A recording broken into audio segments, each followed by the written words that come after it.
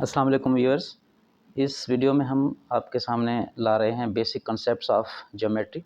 Geometry में बहुत सारी ऐसी टर्म्स होती हैं जो अक्सर यूज़ होती हैं, थ्योरम प्रूव करने के लिए भी यूज़ होती हैं और मुख्तलिफ़ फिगर्स कंस्ट्रक्ट करने के लिए भी यूज़ होती हैं।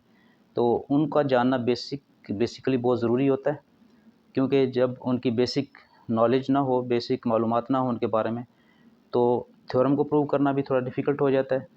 और साथ साथ अगर कंस्ट्रक्शन करनी पड़े कहीं भी किसी भी फिगर की, किसी भी चीज़ की, तो वहाँ पर वो टर्म यूज़ होती हैं। तो अगर उनके बारे में आप ना जानते हों तो मुश्किल पेश आती है।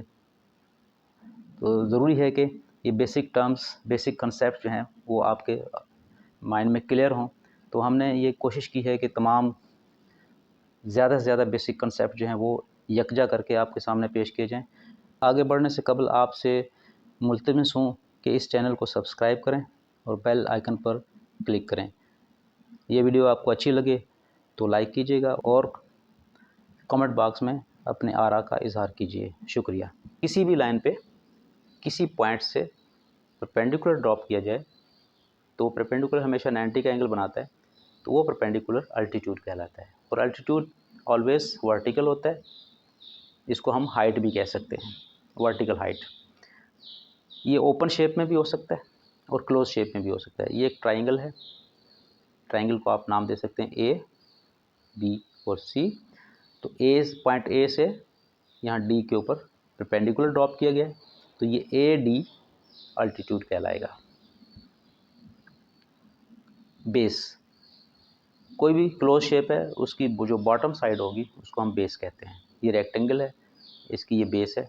साइड भी कहते हैं इसको, लेकिन क्योंकि नीचे है बेस है, तो ये ट्राइंगल है, इसकी जो नीचे की साइड है इसको हम बेस कहेंगे। The horizontal side at the bottom of A close shape, वो क्लोज शेप ट्राइंगल हो या पैरेललोग्राम हो या रेक्टेंगल हो, उसको हम बेस कहते हैं। हाइपोटेन्यूज, हाइपोटेन्यूज क्या होता है? ये हमेशा राइट एंगल ट्रायंगल में होता है। राइट एंगल ट्रायंगल क्या होती है? ऐसी ट्रायंगल जिसका एक एंगल 90 डिग्री का हो। 90 डिग्री के एंगल के सामने वाली जो साइड होती है उसको हाइपोटेन्यूज कहा जाता है। वर्टिकल लाइन जो होती है वो 90 डिग्री पे होती है। तो इस ट्रायंगल में ये जो वर्टिकल लाइन है ये बेस के साथ 90 का एंगल बना रही है, तो इस वर्टिकल लाइन को हम परपेंडिकुलर कहेंगे।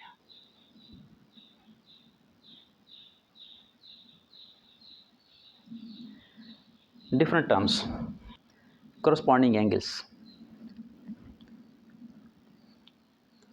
ये करस्पॉन्डिंग एंगल्स क्लोज शेप में भी होते हैं। इससे पहले हमने पैरेलल लाइंस पे बनने वाले करस्पॉन्डिंग एंगल्स पढ़े थे। अब हम बात कर रहे हैं क्लोज शेप के अंदर करस्पॉन्डिंग एंगल्स। तो करस्पॉन्डिंग एंगल्स दो डिफरेंट शेप में जो कि एक जैसी हों, कॉन्ग्रुएंट शेप्स हों, यानी उनकी मेजरमेंट सेम हो, तो एक ही मकाम पे, एक ही लोकेशन पे बनने वाले एंगल करस्पॉन्डिंग एंगल कहलाएंगे। तो यहाँ पर ये ए है, ये बी है और ये सी। इसको हम ई, एफ और जी का नाम दे देते हैं। तो ए का करस्पॉन्डिंग एंगल ई होगा, इस ट्रायंगल का ए, इस ट्रायंगल का ई। बी का करस्पॉन्डिंग एंगल एफ होगा और सी का करस्पॉन्डिंग एंगल जी होगा। करस्पॉन्डिंग साइड्स, करस्पॉन्डिंग साइड्स वो होती हैं जो एक ही जानिब वाक़ हों।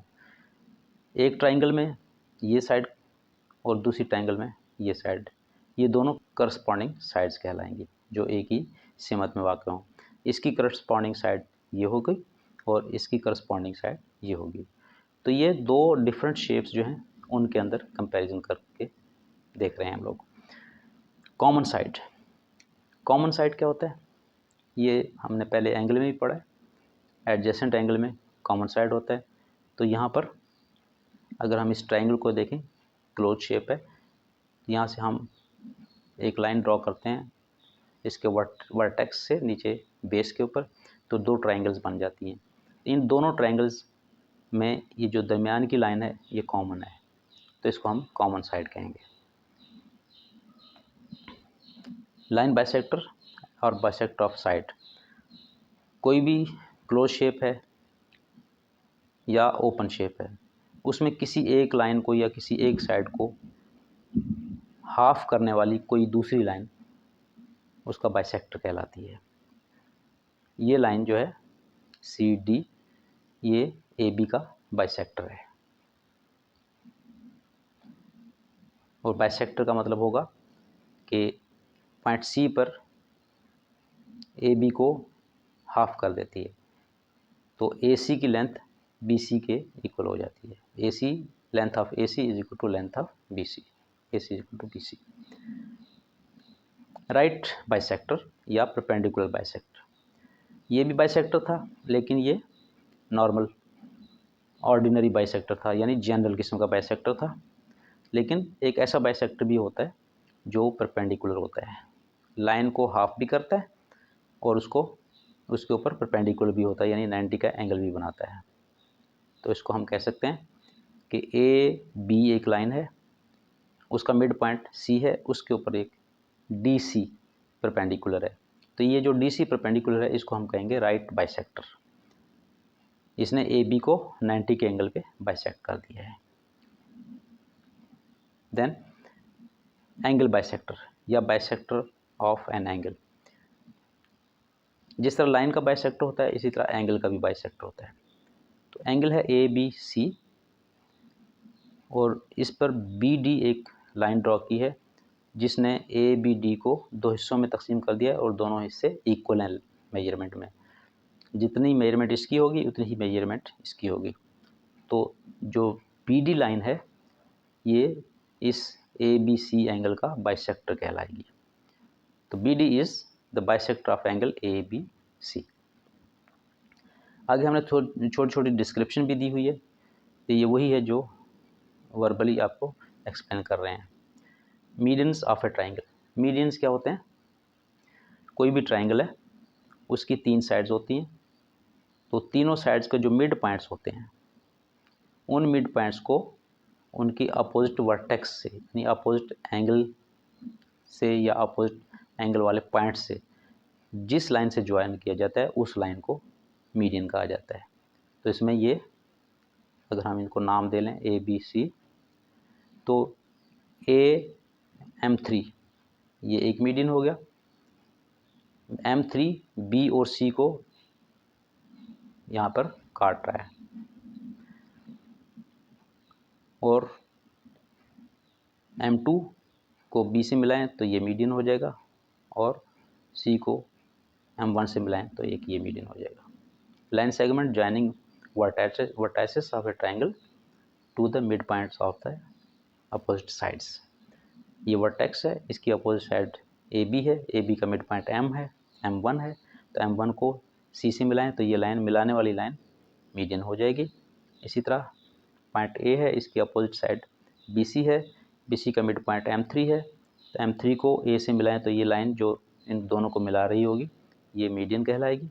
इसी तरह ए बी का मिड पॉइंट M2 है, M2 को हम बी से मिलाएंगे तो बी M2 ये मीडियन बन जाएगा।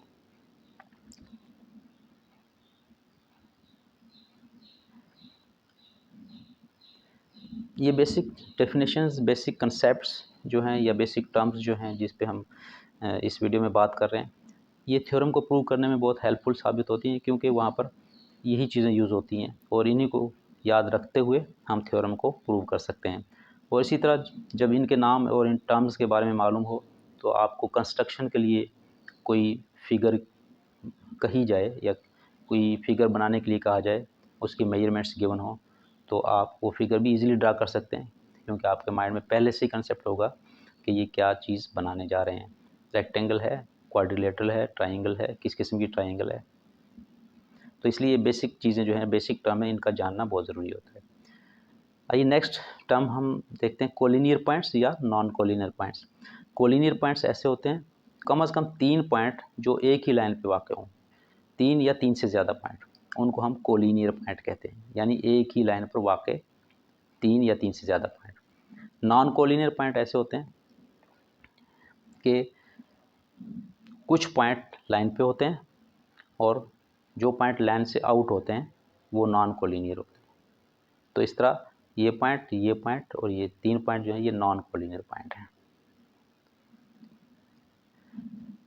पॉइंट ऑफ कंकरेंसी या कंकरेंट लाइंस, दोनों बातें। तो यहाँ पर ये लाइंस आपको क्रॉस करती हुई नज़र आ रही हैं पॉइंट पी पे। तो पॉइंट पी पे 3 लाइन क्रॉस कर रही हैं, एक दूसरे को इंटरसेक्ट कर रही हैं। एक ये लाइन है, दूसरी ये लाइन है, तीसरी ये लाइन सेगमेंट है। इनको हम अगर एरो बना दें तो ये लाइन बन जाएगी। तो 3 लाइन्स हो गई है, तीनों लाइन्स इंटरसेक्ट कर रही हैं पॉइंट पी पे। तो पॉइंट पी जो है ये पॉइंट ऑफ कंकरेंसी कहलाएगा, पॉइंट ऑफ इंटरसेक्शन है। अगर 2 लाइन इंटरसेक्ट कर रही हो तो हम सिंपली इसको पॉइंट ऑफ इंटरसेक्शन कहते हैं।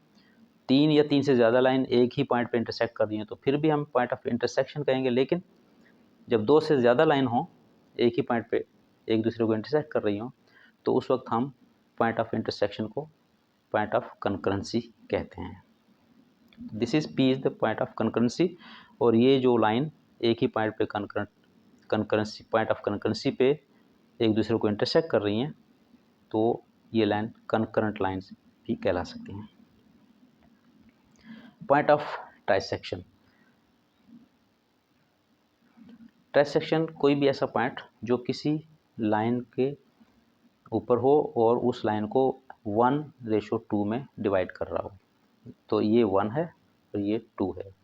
इसकी लेंथ BC की लेंथ सपोज के 1 होगी तो AC की लेंथ इससे डबल होगी, 2 होगी।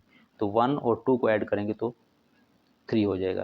यानी इस लाइन के अगर हम 3 इक्वल हिस्से करें तो हम 2 हिस्से एक तरफ होंगे और एक हिस्सा दूसरी तरफ होगा।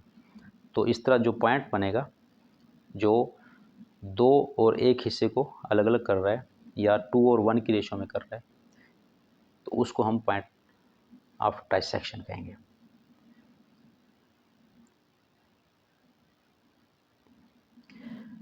इक्विडिस्टेंट पॉइंट, ऐसा पॉइंट कोई भी जो 2 मुख्तलिफ पॉइंट से इक्वल डिस्टेंस पे हो।